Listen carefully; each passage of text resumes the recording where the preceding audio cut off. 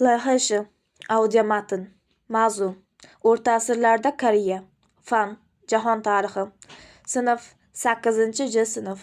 Tayyorlagan o'quvchilar: Usmanova Jasmina, Abdurasulova Dilnoza. Ovozlantirgan o'quvchi: Usmanova Jasmina. Assalomu alaykum.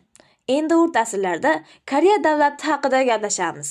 O'rta asrlar davrida Koreya hududida bir necha sulolalar hukmronlik qilgan. Ularning ichida Goryeo va Joseon sulolalari eng muhimi hisoblangan. Bu sulolalar davrida Koreya siyosiy jihatdan mustahkam va rivojlangan davlatga aylangan. Davlatning eng yuqori hukmdori qirol bo'lgan. Qirol mamlakatni boshqarishda zodagonlar va saroy amaldorlariga tayanib ish olib borgan. Davlat boshqaruvida qonun va tartib juda muhim bo'lgan. Koreya jamiyatida Konfutsiya ta'limoti katta rol o'ynagan. Bu ta'limot insonlar o'rtasidagi hurmat, odob va intizomni muhim deb hisoblaydi. Shu sababli Koreyada ta'lim va bilim juda qadrlangan. Koreyada davlat xizmatida ishlash uchun odamlar maxsus imtihonlardan o'tgan. Bu imtihonlar bilim va savod darajasini tekshirgan. O'rta asrlarda Koreyada ilm, fan va madaniyat ham rivojlangan. Kulolchilik san'ati juda mashhur bo'lgan. Koreyalik ustalar chiroyli sopol idishlar va san'at buyumlari yaratgan.